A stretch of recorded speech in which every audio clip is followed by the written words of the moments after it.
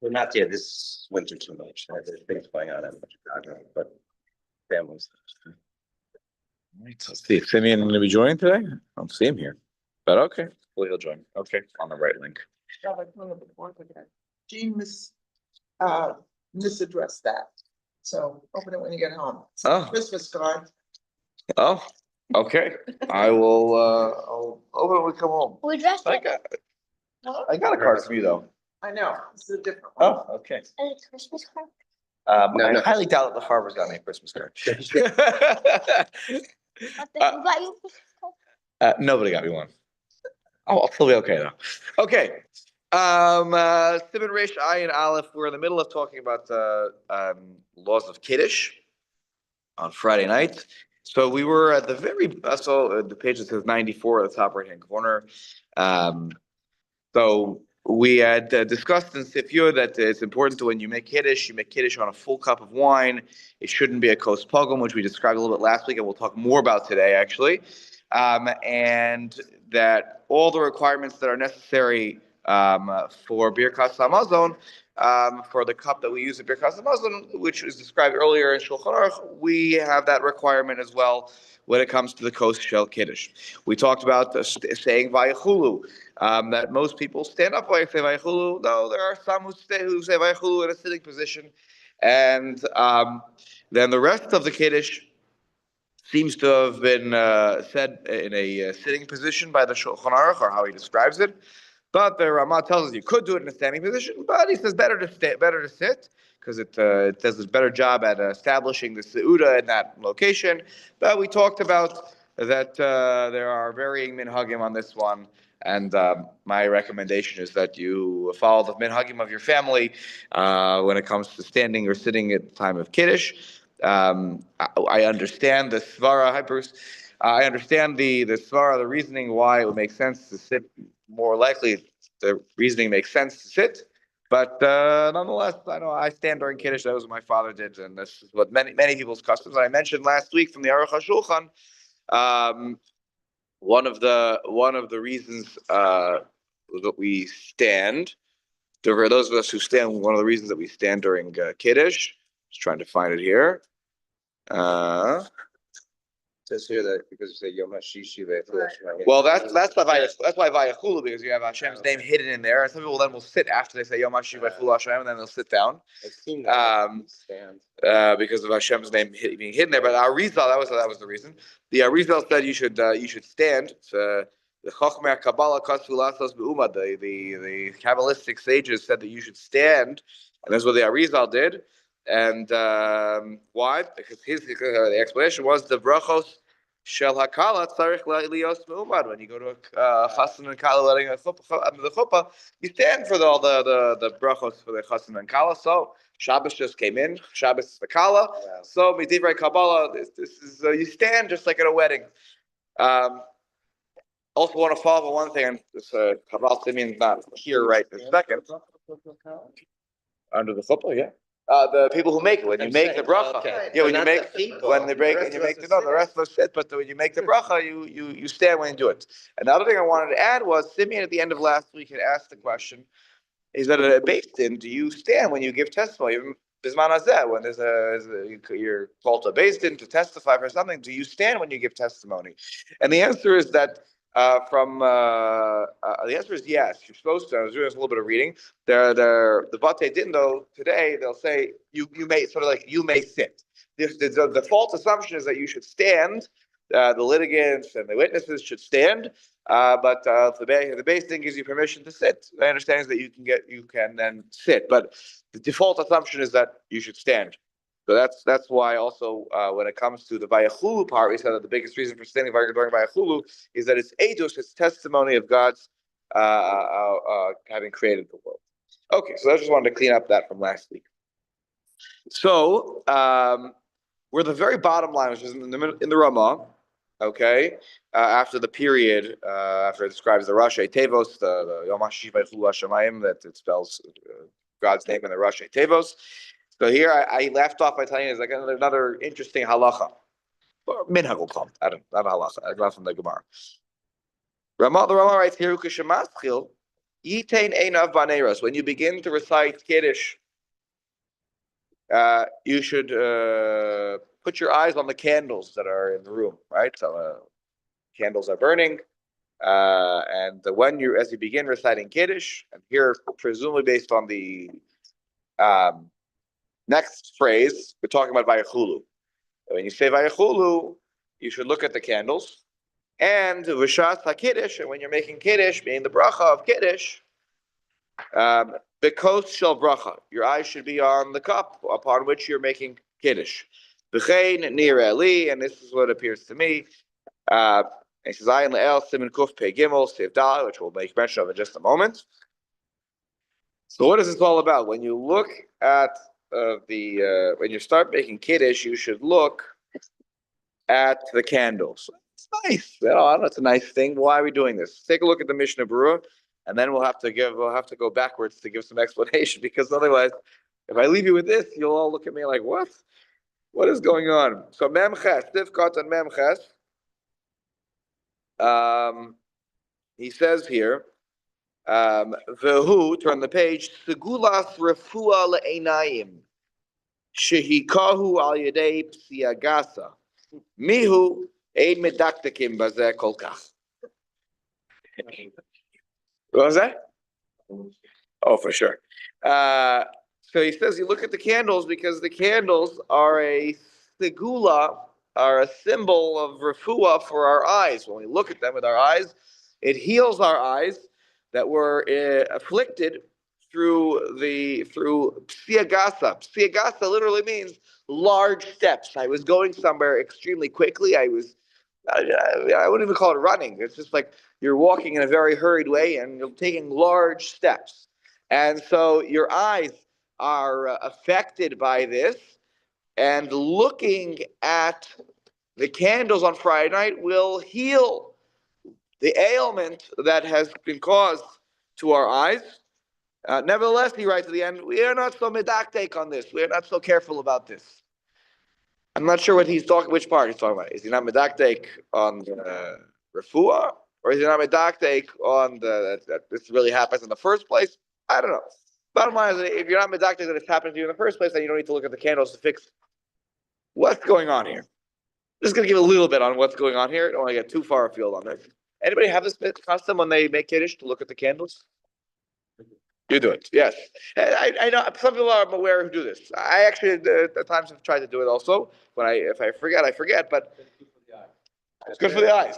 You got it. Right? It's good for the eyes. So what makes it good for the eyes though? So, it's also general umbrella of connection between the candles, the kala, and the wine. yes, With the Kabbalistic connection between them. yeah,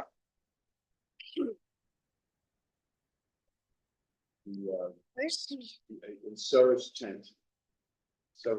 yeah. The dough, Kala never got stale, right, and the candles never went out. correct, The connection between kala and candles. And then the wine is connected to the kala. right. So the three of them have a. We need an ananei kavod. On that cover, right, Kavod was the, yeah, right, that was the other. right. So that's, yeah, so all that freezing on it. Right. Bring out the Kadosh Baruch brings the Kadosh Baruch Hu's presence.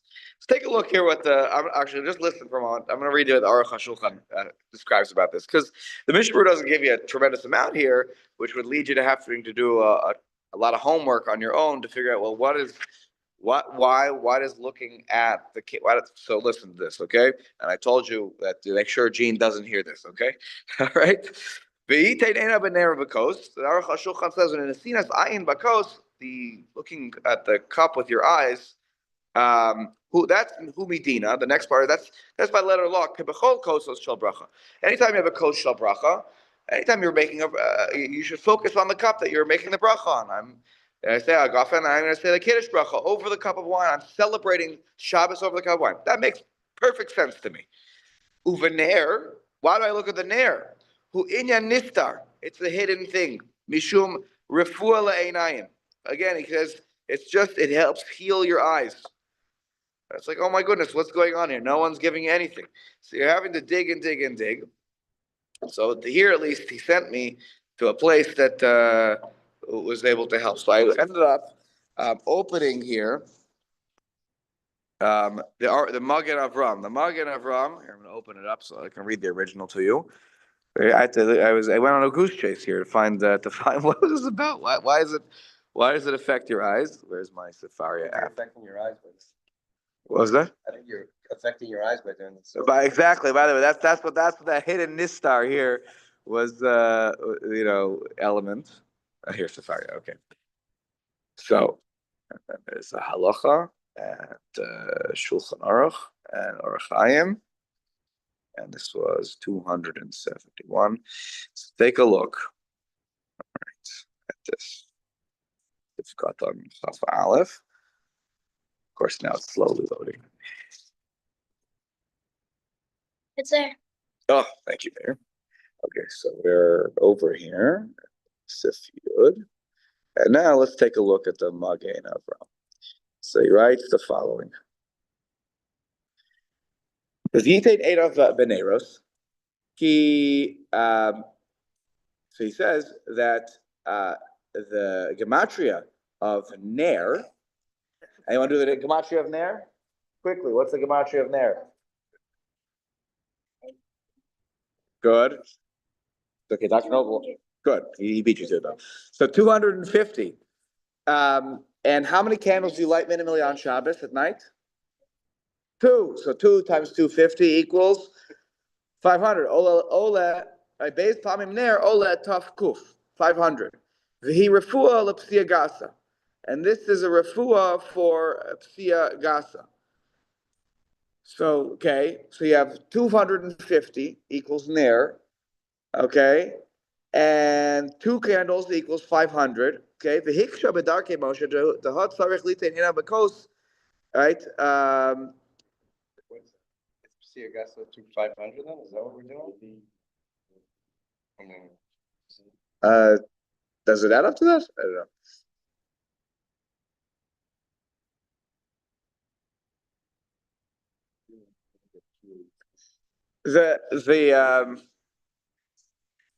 The psia gasa, giving your eyes some ailment, is its own thing that comes from I don't say the Gemara, but it's like that there's, he says that That's just like a guy. it's a gaiva thing. Exactly.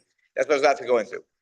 Psia gasa is like it represents haughtiness, and so the way that you cure I was in a rush and I'm taking big steps, and I'm in a certain groove. Okay. I'm in a certain groove. The way that we heal that is by looking at the candles. We're slowing down. We are acknowledging the presence of Shabbos, and so in the spirit of that fact that there's a makkah on our eyes for psiagasa, the thing that will fix it is going to be the ner. I wanted to close the loop here on the math, though. The math mattered here. Hold on. Where was this? 500. Okay.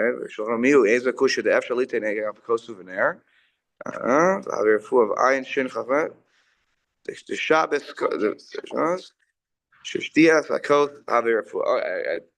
So where was the math?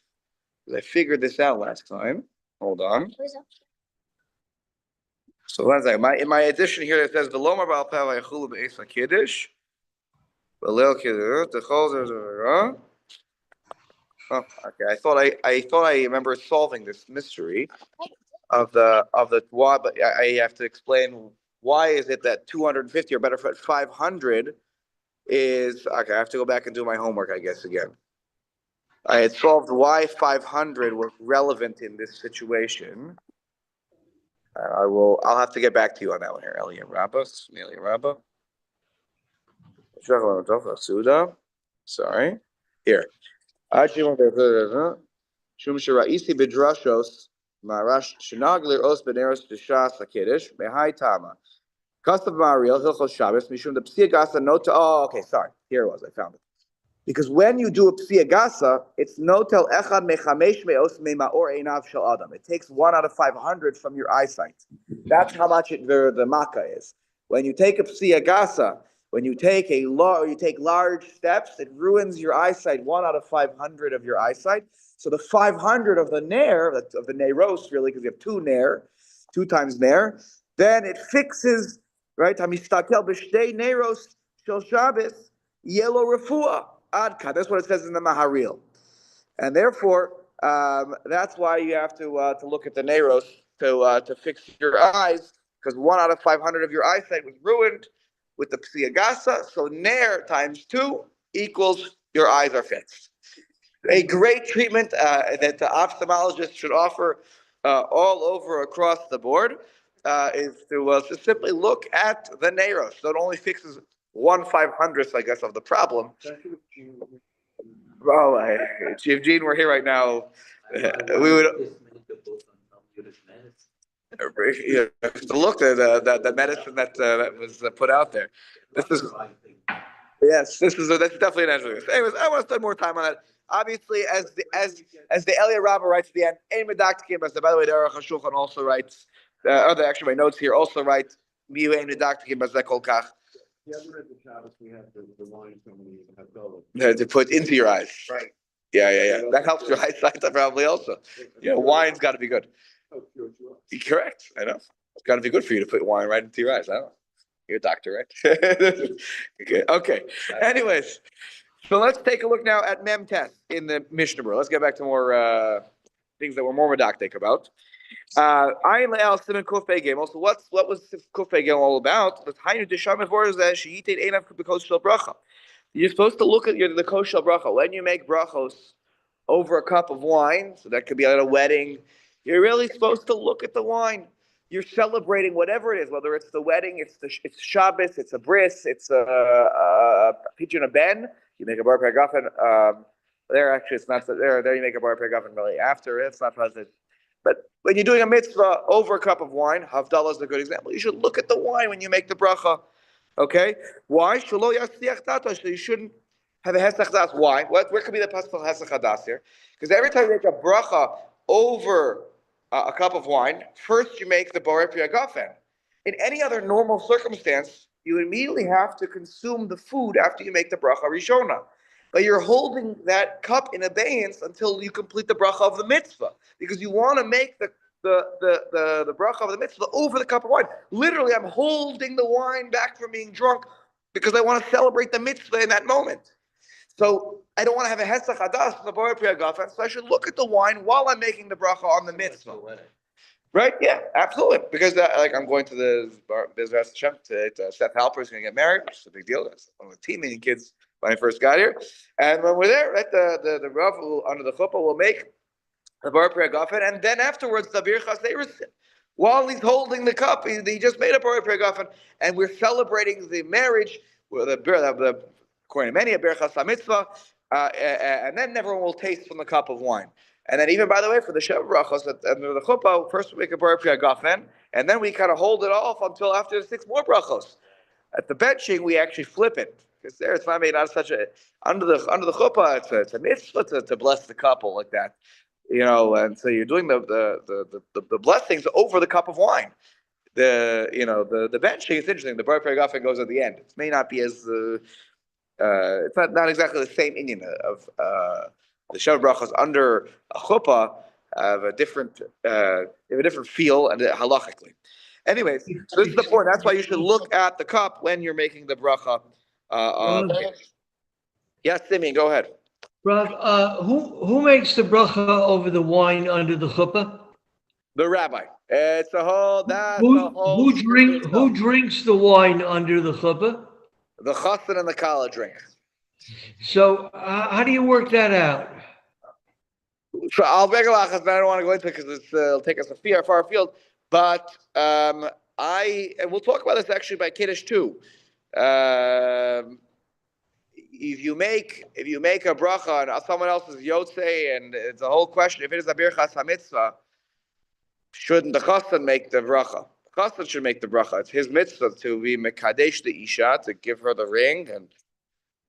But for a birchas mitzvahs, someone can make it for you, and then you'll go ahead and do the mitzvah part, which is what happens here. So that's what happens. And if we say it's the birchas hashevach, which is what some people explain the birchas there is the mitzvah bracha of praise to Kodesh Baruch Hu, then anybody can make the bracha.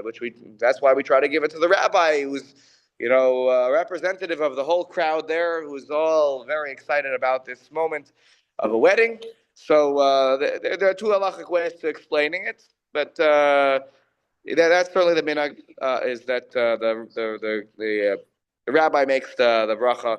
They take a sip. You don't even need to have a malo lugmav there, because there's not a mitzvah of consumption there beyond that. The Bor Pergafa needs a te'ima ba'alma.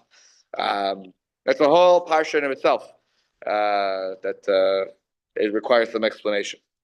Okay, so let's take a look now at Yud Aleph, back in the Shulchan Aruch up top.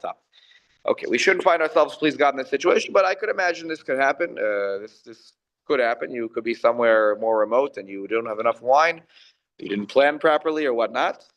Sif Yud Aleph, im ein lo ela kos echad. So let's say you only have one cup of wine. Tachlis, not that I can only afford. We talked about in the past, I can only afford to buy one cup of wine. Tachlis, now Friday night, I get stuck in a hotel somewhere because I couldn't make it home for Shabbos, and I have one little thing of grape juice. How could I make it last for 8 nights? It's the big question. How do I make the grape juice? The one little. So I have one little thing of grape juice, the little kedem, the small kedem one. How am I going to make this work? I have to make kiddush tonight. I have to make kiddush tomorrow. I got to make Havdalah at the end of Shabbos. So mekadesh bo balayla ve'eno to'ar mimenu. So I poured my little grape juice thing into a cup. It fills the cup up. I don't even have a special cup. I fill a regular cup up, and now I have a full cup of the kedem grape juice. Is this all I have for the whole Shabbos? So what should I do? I should make kiddush at night, but don't taste from it. Why? You're not going to say you're not going to have from it at all. But shelo yafgi menu. You don't want to create a kos pogum. Remember, we talked about the number one way to cause a kos pogum is to drink from it. And now the leftovers are not able to be used to make kiddush the next day, because I can't make kiddush on a kos pogum. So there, b'shas l'tchak you can. The Shulchan Aruch Pasch is b'shas l'tchak. You have no better option, but we could try to be doing a better option here. Unless you have a drop left of, So hold on. Look what he's going to say here. Don't drink from it. Ella, what should I do? Shofech mimenu lekos acher. Go get another cup. Pour from the kos shel kiddush into the other cup. V'toem yayin shel kiddush me'akos hasheni. And you'll taste from the second cup. What have I now done? I have now preserved the first cup and all the wine that remains in there. And the second cup I drank. Ulamachar mikadesh b'masha nishar bekos rishon. And the second, on the next morning, I'll make a kiddush on the remnants of the first cup. Now, important condition: what has to be in the first cup still? Enough of a shear, right? Enough of a shear, namely a revius. Now, what don't I have though, based on this description? Somebody I think was you, Bruce. What were you saying before? No. A full cup. You don't have. Good, excellent. Same and Bruce, yeah, correct. You don't have a full cup, that's for sure, because I poured. So now I definitely don't have a full cup. Remember, we talked about if I don't have a full cup, I should strive for a full cup. If b'shas l'tchak, I don't have anything better. So I'll make kiddush that way. I have no better option. I'm not putting water in. Yeah, Oh, Dr. Noble, hold on. Look what he says here. Yeah, he's reading ahead. This guy's cheating. Hold on, I'm just kidding. The imlo hayavo ela revis b'tzimtzum. So here he says, what if this would add to your situation? Let's say I only have a revius b'tzimtzum, meaning I literally have only a revius. Okay? Exactly a revius.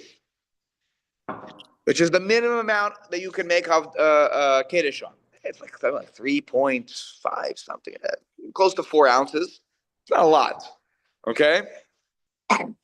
And so I only have a revius, and I have to drink. How much do I have to drink at kiddush? On Friday I have to drink. If I have only a revius, that grape juice only has a revius. So how much do I have to drink at any kiddush I make? Malo lugmav. Hello, lugmav. How do you translate that into so cheekful, but how do you translate that into a measurements of revius? Can make the conversion. What's the conversion rate between lugmav and revius? The answer is rove revius. It's a little bit more than the majority of revius. So do the math. The revius minus rove revius means you have less than a revius. Okay, so you have here now for sure less than the proper shear to make another kiddush on the next day for Shabbos morning. So v'im lo ha'avo el revius b'tzimtzum v'nechsar menu b'layla, and now I'm going to be lacking because I drank from it at night, right? Mosgo lemachar la'shlimo revius. So I drank. So the next day, what should I do? I take Dr. Noble's suggestion, take water, and I dilute the wine. So that one equals a revius again. Okay, that's a clever solution. Then Machaber's son, as we know. Yes, Dad. Yain Chazak. Correct. Oh, good. Wow. 1 to 3. That's right. 1 part. That's right. 1 part wine to 3 parts water. Correct. Ah, what an I always have the best talmidim. You know, whether it's here or it's in school, I always have the best. Yes, take a look at this. The Mishnah. Let's go down the Mishnah Berurah. I was going to wait for it, but let's take a look at the Mishnah Berurah. So the Mishnah Berurah, we'll go from Nun all the way through Nun Gimel, and it will touch on your point, Richie, about what are we talking about here? Is our wine is it talking about their wine? Our wine? Our wine is not like their wine. Right? We open up a bottle and it's ready to be drunk. They did not. You would open up a barrel and you would get some wine out of the barrel. It was not ready to be consumed like that. You had to dilute the wine after that. So let's take a look. Sifkat Nun, Shofech Remenu V'chulei, Kashir Melo Lugmav. When you're pouring to the second cup, of course you're pouring a Melo Lugmav because that's the minimum amount that has to be consumed at Kiddush. Right? By the person who made the Kiddush, really ideally should consume a Melo Lugmav. Nun Aleph. Now you have less. Now in the Kos Sheni, you're going to drink out of the Kos Sheni. Now, the Shulchan Aruch had one suggestion about how to do this. Pour from cup 1 to cup number 2. Drink from cup number 2. Cup 1 is left, and now you'll make Kiddush the next day on cup number 1. Look at what another suggestion. Nun Aleph. Me'akos hasheni uv'magid Avram hiskim ladas hatosvos. The Magid Avram agrees with the opinion of Tosfos that Kos shel chova sarich lios hateima. Dafka mikos sheyesh bo revius yayin. When you drink from the cup, when you drink the wine, it should come from the cup that upon which the obligation was discharged. I made the kiddush on cup number 1. Therefore, the tasting has to come from cup number 1. That is Tosfos' opinion. Not everyone agrees with Tosfos, but the Magen Avraham sides with Tosfos. Therefore, he insists that the drinking has to happen from Kos Rishon. So how do you save yourself here for the Kiddush the next day? Because otherwise I'm going to pogumify the first cup. So and I have to drink from a cup that has a revius yayin. So I have to drink a Melo Lugmav, which is a rove revius, from a cup that I made the Kiddush upon that has the revius in it. So when I pour out of cup number 1, I have to leave how much in it? Revius, and then I have to drink the majority of what's remaining in the cup. So he says, I have a different suggestion about how to solve it's like a math equation here. How to solve for the Kiddush problem. He says, he says, it's more correct to do the following. So the Magen Avraham completely disagrees with the Shulchan Aruch, which we see sometimes. Sometimes the Nosei Kelim, the commentaries on the side of the Shulchan Aruch, will paskin completely against him. It doesn't happen too often, but here's an example where they will completely paskin against the Shulchan Aruch. And they say, we don't agree with him, we're going to follow with a different Rishon. Okay, take a look what he says here. Yishpoch mitchila miyakos harishon letoch kos acher. You pour from kos 1 to kos 2. V'yizaher sheyishaer bo revius yain. Carefully leave a revius in kos number 1. V'yito me'akos harishon kashir melo lugmav. Then drink a cheek full. Okay, from kos number 1. V'achar kach yishpoch hayayin shebekos acher. Then re-pour wine from kos 2, l'toch koseh, back to kos number 1. Remember, one of the ways that you can revive a kos pogum is pour new wine into it. The wine in kos number 2 was never drunk from. Therefore, I can pour it back in, and it will revive it and remove the pogum status from coast number 1. This is Uvazeh. more than a review. Correct. If this is assuming they have more than a revius, otherwise there's nothing you could pour. You have to drink from the cup straight up. Right. So he's assuming you have one big thing. Does it attack in a problem? Hold on. Oh, Uvazeh niskan pigimaso. Kuchadel b'simin kuf pei beis hivav. V'yuchal lekalesh alav im yesh bo ata revius yain. And now you can, with if you have a revius of yain left in coast number 1, the next day you'll make kiddush again. After the Elia Rabba Dachat Varv, was sober the Keatzas Hashulchan Aruch Adif Tvei. The Elia Rabba doesn't like this, and he sides with the Shulchan Aruch. Sorry, he sides with the Shulchan Aruch. He says it's better, but he says I'm a Tosefes Shabbos Sheyesh. Well, the Tosefes Shabbos holds up the Magen Avram's Psak Halacha on this one, and I'm not exactly sure how he personally leaves this. How does the Chafetz Chaim himself side in this machlokes? He doesn't really take sides. I want to see if really the Aruch HaShulchan takes sides here. He also just quotes there's a yesh cholkim to do it a second way, and so he doesn't take sides either. So look, both the drachim are open to you here to how to solve for this situation. Sorry, and so if it comes up, you'll let me know, and I'll guide you through this. But you know that either one really, at the end of the day, you're really solving halachic problems. So both of them could work. There's a reason that he prefers. The reason that the Magen Avraham prefers his method is because Tosfos insists that you have to drink from the cup in which you made the kiddush, not from that you pour to a different cup to drink from that. Doesn't it go quickly to fulfill the Which would lead you to believe that the first cup is better to drink from. Yeah. Sure. Yeah. It's a little more of a shot at stock. Yeah. What's the difference? So we're about to get to that. Was Richie's point a moment ago. Yeah. And one more thing before Simeon, I know asked that question. So Dr. Noble, David brought up a moment ago. What about water? Can water work for Mezigo? So we talked about earlier in Shulchan Aruch. I was remembering it was here, but I was remembering. No, I should mention it last week that Meziga through water, according to many, works also. Yes, that even that could help. Not according to everybody, but according to many, water could work. Yeah, it could. That would be unbelievable. Well, you can have more wine, but you don't have more wine in this situation. So he's saying, yeah. Right. There you don't have to do anything because you're pouring the second cup. The second cup gets the job done. But water could do it. But the problem we're about to run into, which is what Richie mentioned, which we're about to get to in the Mishnah Berurah. But Simeon, you had a question. I saw your hand up before. Well, no, I tell you, Steve Keller touched on it. We learned last year about the mizug, the use of the word mizug for the pouring of wine, and mizug actually means a dilution because the way wine was made, it was very thick.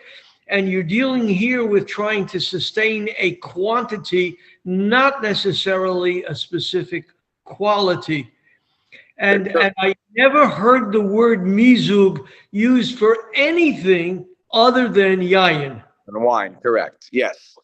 So the word people use is just pour something from one to the other. The dilution has nothing to do with that. Limzog from the interesting in the Mishnah, right? In the Mishnah, the connotation, maybe that's the literal translation is, the pour, but it's not shofech. Shofech also means to pour. No, but you use really To pour from one to the other, which makes sense because you're taking the water that's probably in one location and you're pouring it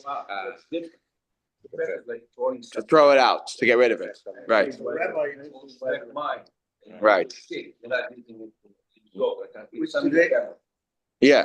Yeah. Today's wine, there is a custom of some people doing spritzer, which is they actually add seltzer to the white wine and make it Bubbly.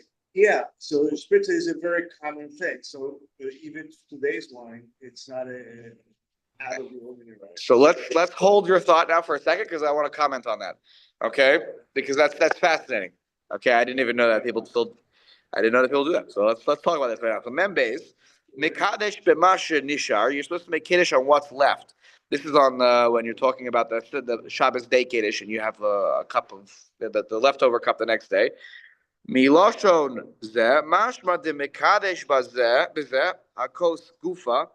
V'after le'el b'sif yud kosav v'tzarech lios hakos male. Zeu rak lemitzvah. From this language, it's mashma. It implies that you're making a kiddush, the mekadesh b'zeh hakos gufa on this cup, right? Because l'machar mekadesh, right? Okay. V'af deleel b'sif yud kosav tzarech lios kos male. But you're supposed to ideally you're supposed to use a full cup, but now you definitely don't have a full cup. That's the description that's being used here.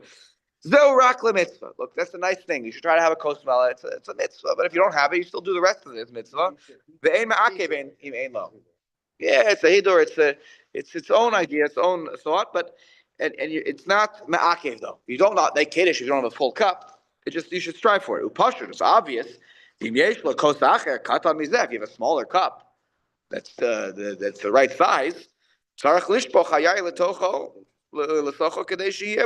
course, you should pour it into that one, so you should have a full cup when you make kiddush Shabbos morning, because that way you at least fulfill you chop the extra mitzvah of a kos male yain.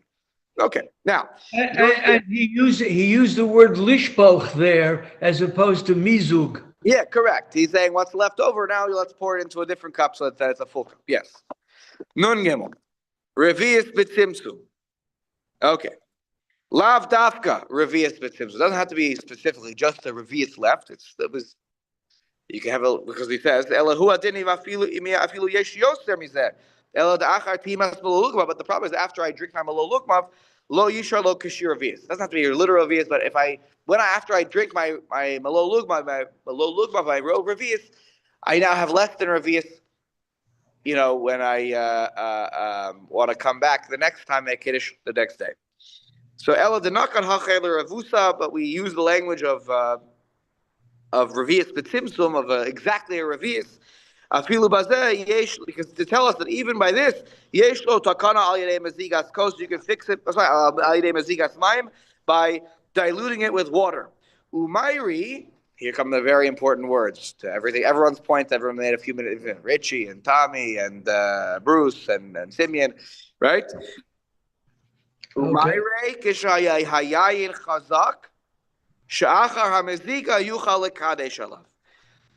are we talking about here? We're dealing with that the wine is strong, that after the mezika, now I can make kiddush. And then he says, famous last words, V'ayin lekaman, b'simen reish ayin beis, sif hey. And the most fascinating part about this little line to me is the following. Now that takes us to the next siman and take a look at what it says in sif hey, which you don't have in front of you, but I'll report to you what it says in a moment. The most fascinating part is that it's written as siman reish ayin beis, which spells the word famine. And if you look at any edition of the Shulchan Aruch, they list it as siman ayin reish beis, and yet the Mishnah Berurah didn't write that. So he was hungry that day, exactly.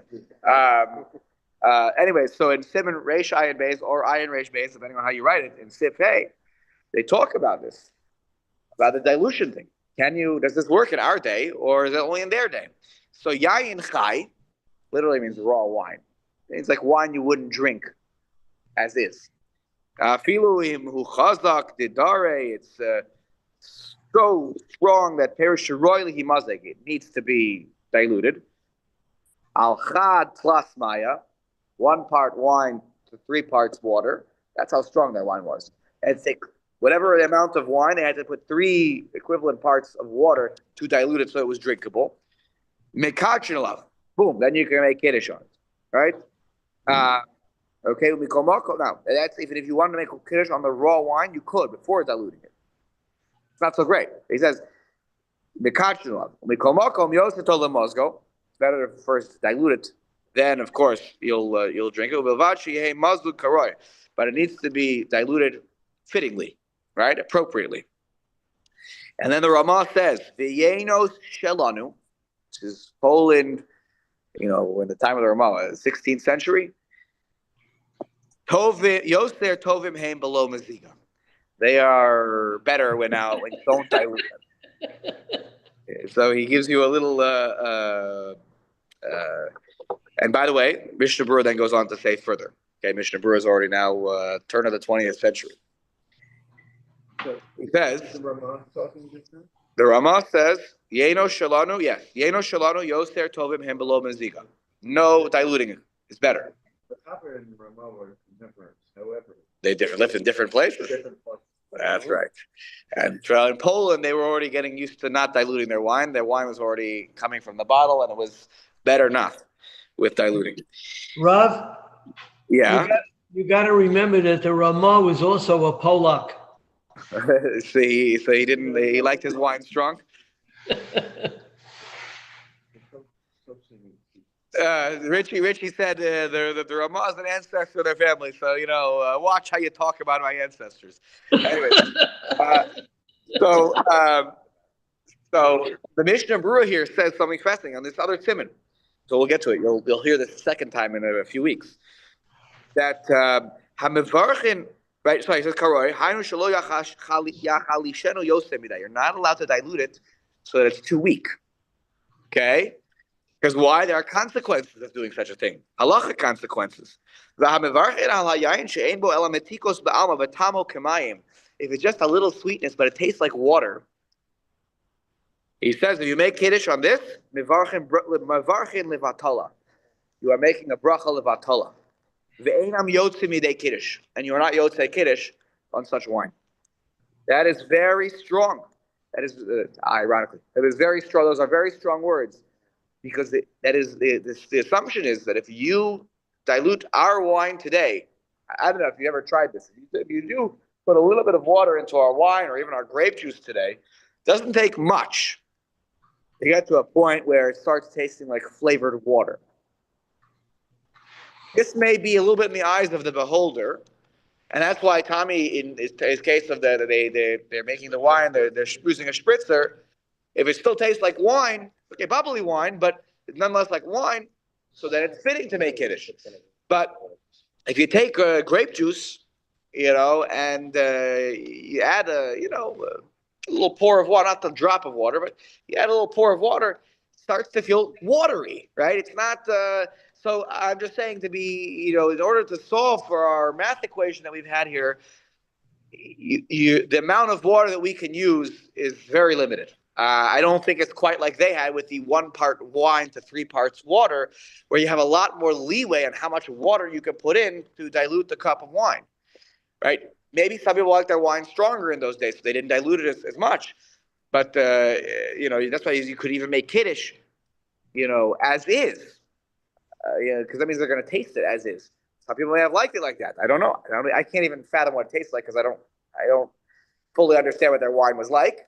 But just bear that in mind as we apply this halacha, that the Mishnah Berurah, by saying, take a look over there at the halacha, is hinting to us that we may not have as much room to work with water-wise as they did in the days of the Talmud. They got this wine right to be make kiddush on. How could you say that they can add water?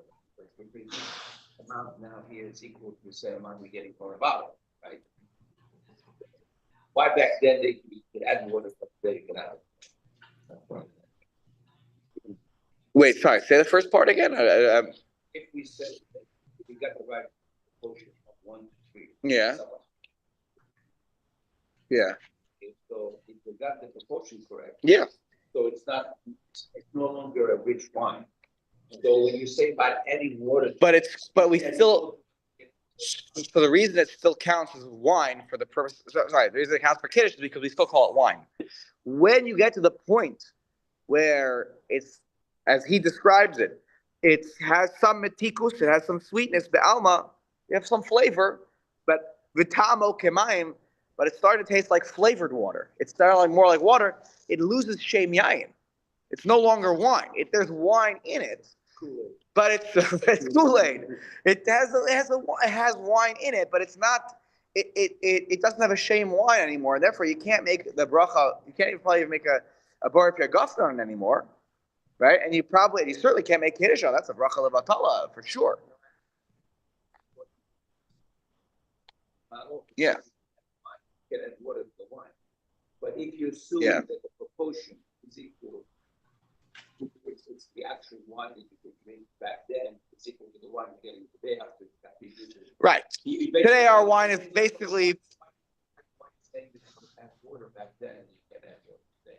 because they didn't dilute. So okay. I thought about this question yesterday actually. So the presumption here is that this wine has maybe not been fully diluted. Okay. Otherwise, we're at the same point. We're at the same starting point as ourselves. Yeah. Sorry.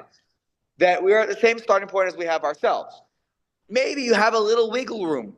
Even today, if you took a little bit of water and you add a few drops of water to a cup of wine, you would still have mostly a wine flavor. I don't think you have too much room before it starts getting watery. But so you're still in the parsha of I can either still dilute or I have a little bit of wiggle room here. From my vantage point, if you've consumed a rove revius and now you have slightly less than a revius, and now you have to get yourself back up to a revius, that means that you haven't fully diluted the wine yet. Because otherwise, that proportion is 1-to-1. And if it was basically fully diluted when you first made the kiddush, then that wine is probably not going to be usable on Shabbos morning. Yeah, well, not everyone. Look, 1 part wine to 3 parts water is when it's fully diluted. So again, everyone's different. Some people may have liked it stronger. So you could, in order to fulfill this, you could dilute it further, and it maybe doesn't give you the flavor you usually like of 1 to 2. But yeah. Yes, Richie, go ahead. Yeah. This happened yesterday. Oh, mamish! Wow.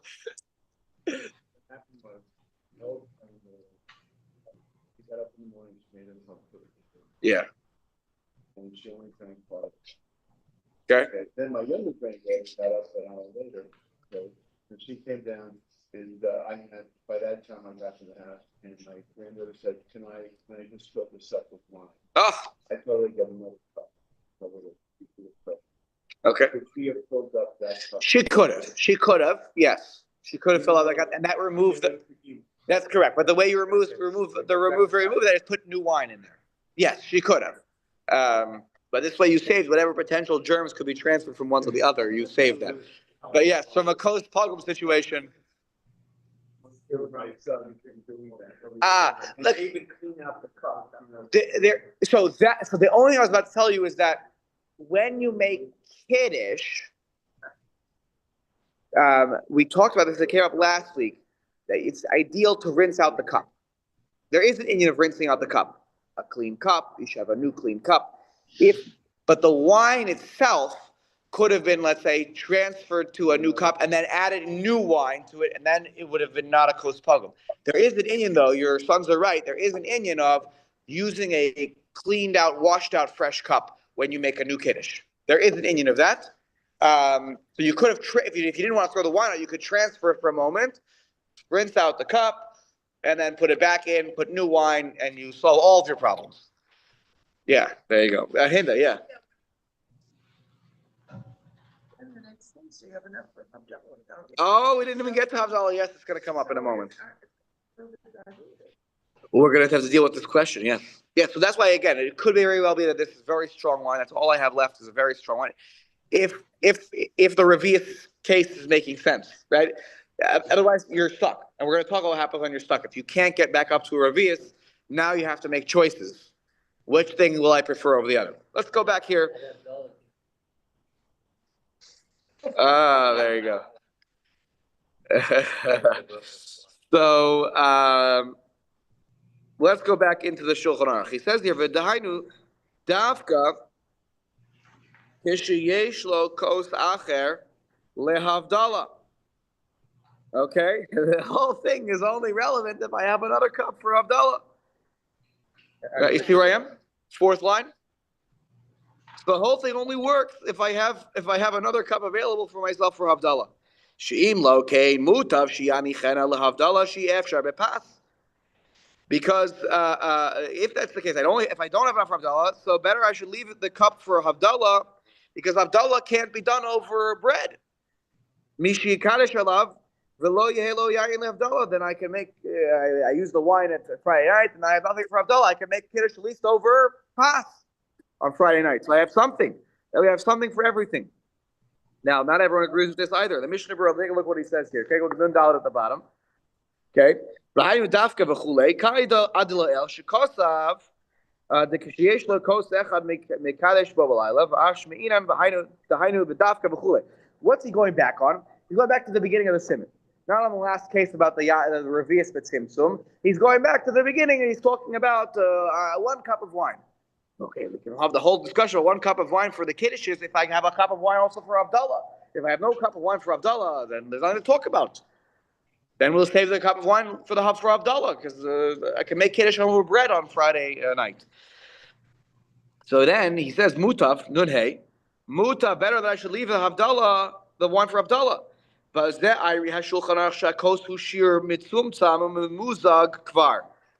your point, Shlomo. What am I dealing with? That I only have a revius of wine exactly, and it's already diluted.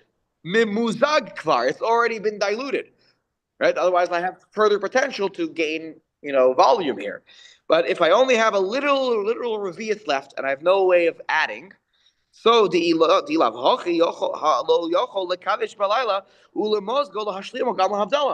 what should I do? Kiddush on Friday night, and then fill it up by doing mizug, with water the next day, and I'll have Havdalah. And the odd man out in the situation always is kiddush during the day. If I have not enough, then kiddush during the day suffers the consequences. However, take a look here. Nun vav shianichenu lahavdalah. Leave it for Havdalah. He says here, v'yesh omrim the kiddush halayla adif mehavdalah. He says no. You have only one cup of wine. Use the cup of wine for kiddush on Friday night. Better than Havdalah. Why? Good. V'afilu ledas Shulchan Aruch. He says even the Shulchan Aruch would agree to the following. Im yesh lo sheichar lehavdalah. If I have a beverage for Havdalah, sheichar medina, a beverage that's commonly consumed in your neck of the woods, so beer or other, let's use beer. It's an easy example. Beer is a $1 billion industry. Beer is consumed on a daily basis.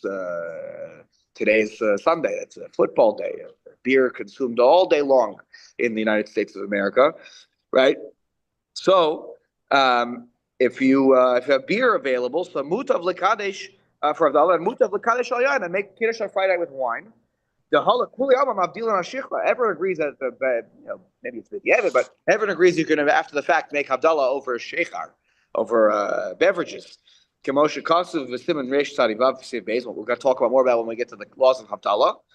Okay, the kiddush hashichra harbe poskim ostrim. Many on Friday night after using liquor or a beer or anything like that. So, by the way, the Shulchan Aruch paskins you can't. There's very few opinions that say you can't. You cannot use on Friday night. Friday night you can only use wine or backup as bread. I thought the issue was in the morning. The kosher is for the morning. The kosher is for the morning, sure, but let's say you have a revius mitzumtzam. So I have a choice: Friday night or Havdalah. Shabbos day is out. Right off the bat, you can kick that one out of the race. Okay, but so it says here. The gamal hapas. Why you drive me up a tree here? You're right. I can't use sheichar Friday night, but you've told me 100 times over cleaner. You can use the challah as your kiddush for Friday night. So let me use the kiddush. Let me use the wine for Havdalah and the bread for Friday night. He says the gamal hapas machmi Rabbeinu Tam. Rabbeinu Tam doesn't like the usage of challah on Friday night. Doesn't like using the bread on Friday night. He's machmi about that situation. Now we paskin, as we've talked about, I back it up. The Shulchan Aruch already said if I don't have wine, you can make it on kiddush, but not all the Rishonim agree to this and like this. Okay, if you don't have, so you rely on that, and it's enough for us to rely on making the bracha. But Rav, Rabbeinu Tam doesn't. 1 second, but Rabbeinu Tam doesn't like this. So v'lachein afilu b'shachris. Tov Yoser Shikadesh al Hayayin Im Yesh Lo Sheichar LaHavdalah. And therefore, by the way, now let's say I have enough for two. I could figure out how to get 2 cups out of this whole situation. So Friday nights, I'm good. Now I have Shabbos day and Havdalah. So he says, if I only have this such a situation, I should use Sheikhar at Havdalah, and I'll use the wine for Kiddush in the morning. By the way, a lot of people won't like what I just read, because the implication is what? Really, you should make Kiddush on Shabbos morning with wine, not with schnapps. Okay? There is more sourcing to the idea of using schnapps and beer for Havdalah than there is for Shabbos morning. The Shabbos morning, you're hanging by a thread, whose name is the Taz, and everyone disagrees with the Taz though, about using Sheikhar at Kiddush on Shabbos morning. I'm not here to disparage it, by the way. It is a widespread minhag, and if someone does that, I would not say that it's an invalid Kiddush. But in terms of the amount of sources that are backing Havdalah with Sheikhar versus Kiddush in the morning on Sheikhar, you have more. Everybody agrees that you could always make Havdalah on Sheikhar. Okay? Not everyone agrees the other way around. So, where was I here? The idea that it would be Friday night. Why? Yeah. There's over Shabbat, trying to get it right. Shabbat, but then you have a different transition. Right. It's a different mitzvah. It's a whole different. Yeah, Simeon, what did you want to say before? I'm sorry. Yes, go ahead. It seems to me, in all due respect to Rabbeinu Tam, if the challah itself is roy for Kiddush on a Friday night, which is the highest Kiddush that we make, why can't we use the bread for Havdalah? What is he getting bent out of shape about here? So, okay, that's an interesting question that will take us into the laws of Havdalah. But in Havdalah, it's not connected to a Seudah. You can, by the way, you're allowed to eat after you make Havdalah and Malav Malka, but there's no chiyuv to eat a meal, unlike what you have on the Friday night Kiddush, though that bread is the beginning of chashuv, a meal. It's not quite the same in terms of even the nature of the mitzvah. Bread is not shaykh at all to Havdalah, whereas Kiddush is shaykh in some ways to the bread because it is relates to the Seudah. So that's right off the bat, I would say that's the biggest difference that you have. Are you saying there's a diminution in the efficacy of the Friday night Kiddush over challah vis-a-vis wine? Yes, it's certainly lechatchila you should use wine. Not even a question. Forgetting Rabbeinu Tam for a second, not that we should, but the wine is across the board when we do a mitzvah to use wine to celebrate to do the mitzvah it enhances it beautifies the mitzvah, and unlike bread.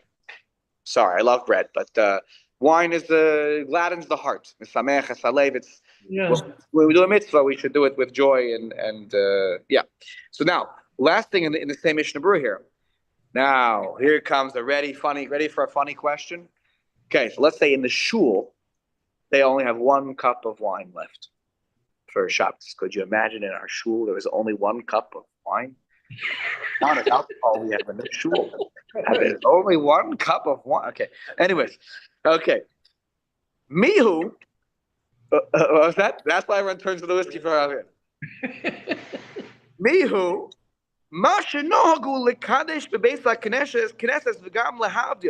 Here in shul we make Kiddush on Friday nights. At the Minyan, and we also make Havdalah on Saturday night after shul is over. So let's say there was only 1 cup of wine left here in the shul. So you say, well, of course we should do, the Kiddush on Friday night. I don't have challah here, right? So I'll do the Friday night Kiddush, and Havdalah will suffer the consequences.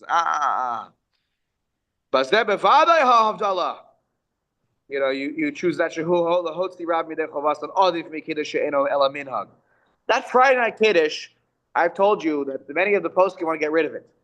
Why do we do it? There's no reason. We don't have guests sitting in here, sleeping here anymore. It's no reason. So that's the situation where you're surely choosing the wine to be used for Havdalah, and you'll skip the Friday night Kiddush if there's no kid. By the way, it's happened here before.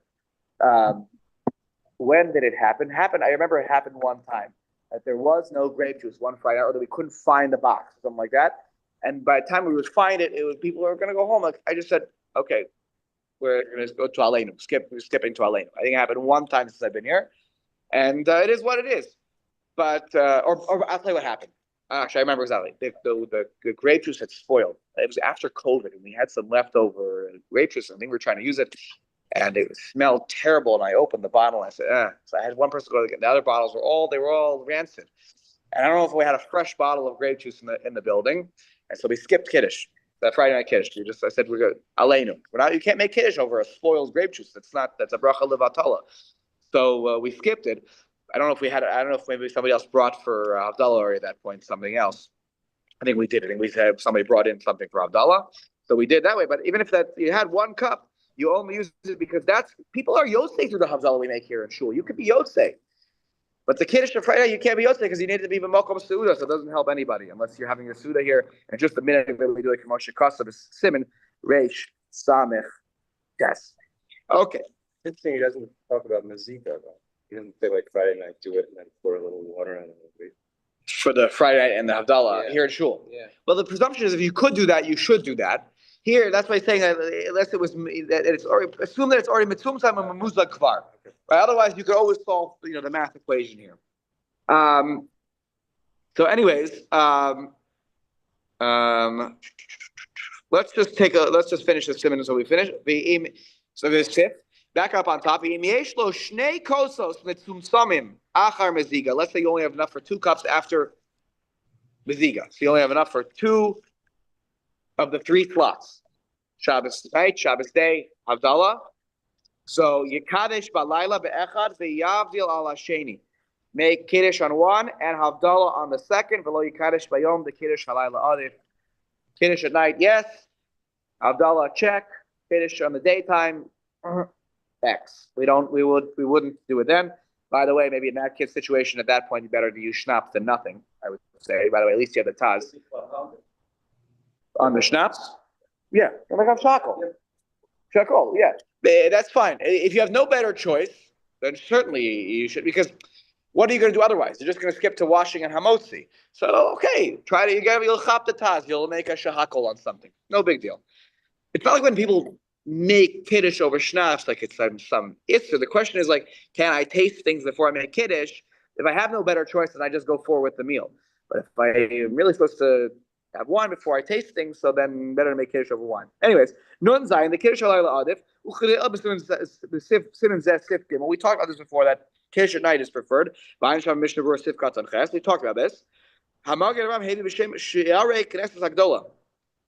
Magen Ram quotes in the name of the Shayar Knesset Gadol, the Tov LeKadesh al Kos Gadol, Sheyishayir Me'osa Kos LeKiddush Hayom Ula Havdalah. Better to make I only have two small kosos. I can make a Kiddush. I'll pour both cups into one big giant goblet. So better to make the giant goblet Kiddush, right? Thank you. And I'll make Kiddush and Havdalah from the same cup. And I'll do the whole trick where I pour and I pour back, and that way I'll deal with the whole kos pogum problem. V'yikach b'shachris uve Havdalah kos katan mihakodem kadeshi mole. And then what will happen here? Sorry, it's like he's trying to solve for the third cup also.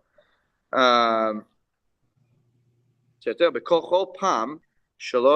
I take 2 cups and then I pour out the revius from the first cup and drink the rove revius from that cup, I should be able, and he's trying to do is say that I can then solve for, I believe, Kiddush on Shabbos morning. I think so.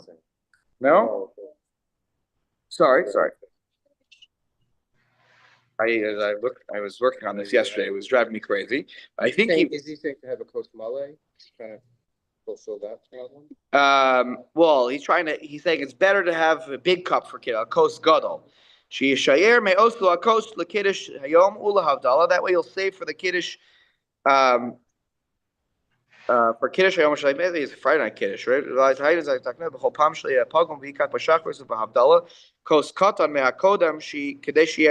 Then he's saying, so you have the big cup, and then I have big cup on Friday night, I save the wine away so it's not pogrom the next day by pouring it out and then pouring it back. And then I'll pour into smaller cups, one for Kiddush Hayom, one for Kiddush during the day. And this is trying to save you so that you can even do Kiddush during the daytime by doing this. The Eli Rabba doesn't love this minhag. He also kind of Mama Mordechai also doesn't like this because of the Tov Yosef Lassos Kiminagenu. Better to do it like our minhag, which is to just have the 2 cups. And next time I'm going to talk about why this is the case. There's a little bit of an iyun into this situation. A little bit of our back. Yeah. Make it small cup. Right. By the way, by combining on Friday night, what I do if I only use 1 cup on Friday night, what I've done is I've drank in the majority of that little cup, and now I have no other. Maybe I have no other cup now to pour it into, and now this is a kos pogrom. This other cup is full already. So if I pour it, it'll spill over. So how do I save the whole situation? Use a bigger cup, then go to your smaller cups. Again, he's trying to solve some math here, I think. Anyways, but we'll talk about this a little more next week. Sif Yud Beis gets then into washing next week. We'll talk about washing after Kiddush. And this is a fun machlokes. Any yekis around the table? Yeke, no? What do the yekis do? They wash before Kiddush. Okay? And they wash before Kiddush. My brother-in-law does. It's a yeki. Okay? You grew up like that. You grew up, you wash before Kiddush. And there's a whole back and forth about washing before Kiddush and Hesach Hadas, but then there are many people who do it lechatchila. And why don't we do it? Why do we do it? So that's going to be a fun the next Sif and Sif Yud Beis. All right. That can't possibly make any sense. That can't possibly make any sense. Washing before Kiddush. Washing before Kiddush, because you